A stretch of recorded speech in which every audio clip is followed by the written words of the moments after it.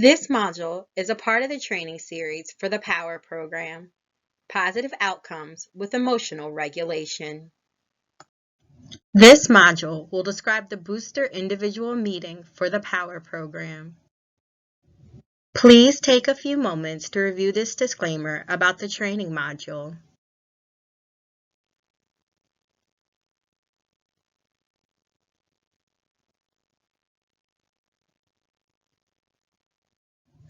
The booster individual meeting is designed to be implemented with individual students rather than small groups of students. It is also intended to be conducted with students following their participation in the Core 7 meeting POWER program sequence. That is, after they completed all 7 POWER program group meetings. This meeting may be used in addition to or in place of the booster group meeting, depending on the needs of your student group.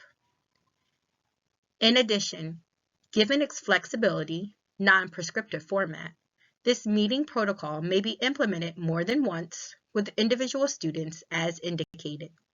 For example, it may be delivered on a weekly basis with individual students for a designated period. Here are the 4 learning objectives for the booster individual meeting. After participating in this meeting, students will be able to examine barriers to implementing their POWER program action plan, describe different types of strategies to use successfully implement their POWER program action plan, including both logistical strategies and coping strategies. Identify one specific challenge or area of distress they are currently experiencing.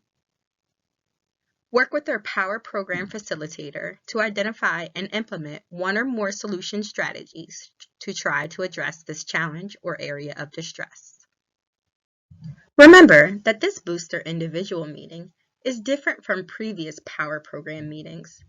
It's held individually with only one student at a time. That means you only need one copy of each of these materials.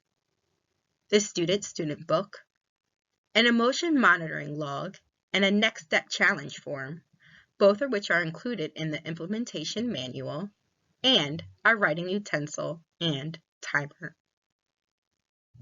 This meeting begins somewhat like the group meetings with emotion monitoring, a meeting agenda review, and guided or independent practice of a relaxation strategy of choice. The action plan review section is like the section in the booster group meeting. The next 2 parts of the meeting are a bit more unique though. During the magic wand discussion and solution planning section, you will prompt the students to identify the biggest problem, challenge they are experiencing in their life, and then support them in identifying strategies or solutions to try to address this problem. During the next step challenge section, you'll work with the student to develop a specific course of action to take to try to address this problem. Let's look at each meeting agenda section in turn. This meeting begins with you providing an opportunity for the student to self-monitor their goal emotions, just like they did in the POWER program group meetings. The emotion monitoring log in the student book only provided space for the group meetings, so an additional emotion monitoring log for booster individual meetings is provided in the POWER program implementation manual. After the student has had a chance to self-monitor their 2 emotion goals, you will briefly review the agenda for your meeting. If this is your first or only time meeting individually with the student, you'll describe the basic purpose of your individual meeting as a chance for you to connect one-on-one with the student to review the POWER program action plan and provide more individualized support to the student given their current needs, challenges, or stressors. If you've already met individually with the student, this meeting review can be quite brief. You will not need to formally present and reference the meeting agenda like you did in the prior group meeting. For the relaxation strategy practice section of this booster individual meeting, you will give students some choices. The first choice is what strategy they will practice. They can choose to practice guided imagery, deep breathing, or muscle relaxation. The second choice is whether they will practice the strategy on their own or with you. If they choose to practice the strategy by themselves, you will prompt them to reference the relaxation strategy instructions from their student book and practice the strategy for about 3 minutes. If they choose to practice the strategy with you, decide which of you will lead or narrate the practice. Then together practice this strategy for about 3 minutes. The next part of the meeting, the action plan review, is a lot like the activity in the booster group meeting. During this activity, you will revisit the Power Program action plan the students developed during the last meeting. You will find this at the end of the student book. With the student, you will look at each step of the action plan and discuss how it has been for the student to use this strategy. If the student reports successfully using that action plan component on a regular basis, you will provide praise and encouragement.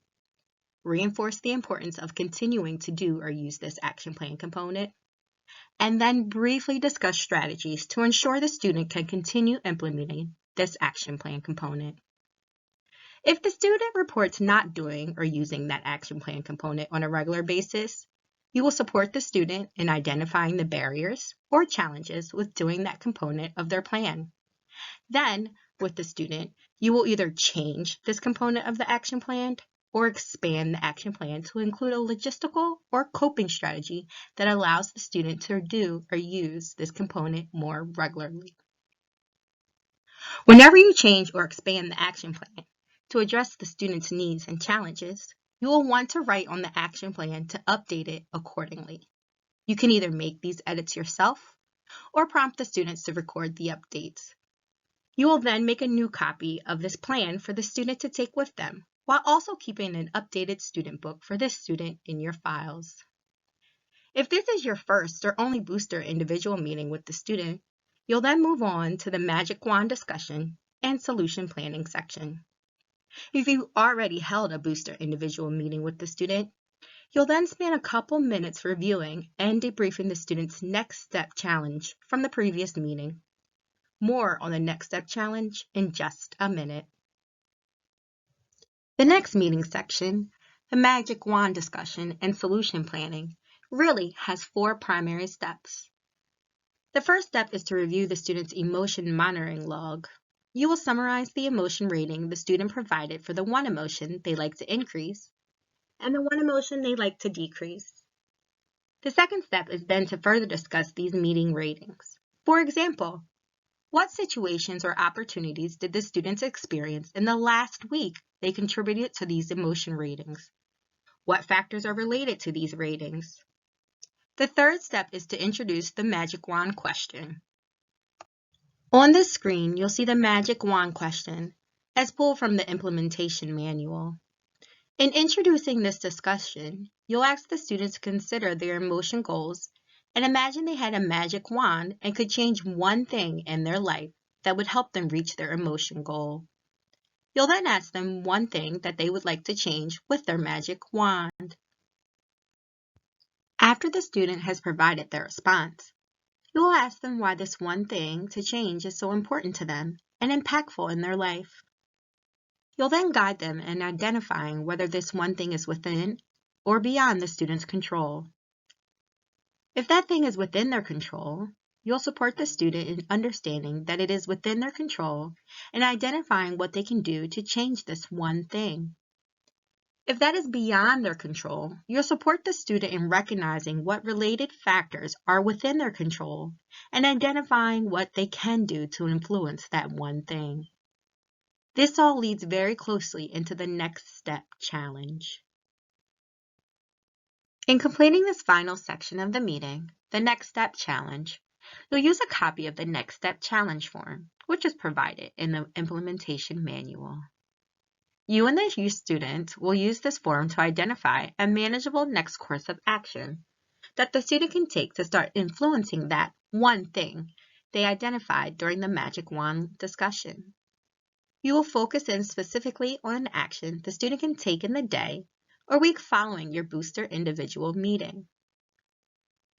Using the front of the form, and with either you or the student writing on the form, The two of you will identify the specific actions, the reason for completing those actions, when and by when the student will complete those actions, and what resources and supports the student might need to be successful with these actions. Using the back of the form, you and your student will identify potential barriers to implementing this plan, as well as potential strategies for coping with and overcoming those barriers. The goal of this activity is to provide the student with concrete steps they can take and strategies they can use to solve problems impacting their daily life. After you and the student have completed this activity, you will either make a copy of or take a photo of this next step challenge form before handing it to the student for them to take with them. You will then let the student know when and how you will further discuss the next step challenge, such as whether you have an additional booster individual meeting scheduled. You will also let the student know how they can contact you for support in the interim. Finally, you will end the meeting on a positive note by praising the student for their participation in your meeting and providing encouragement for their progress and persistence. That wraps up our Booster Individual Meeting Introduction module. You should now be able to describe how to prepare for and run the Booster Individual Meeting. Thank you for watching the module series on the POWER program. This resource was developed by the Devereaux Center for Effective Schools and has been made available to you through the Substance Abuse and Mental Health Service Administration and the Northeast and Caribbean Mental Health Technology Transfer Center.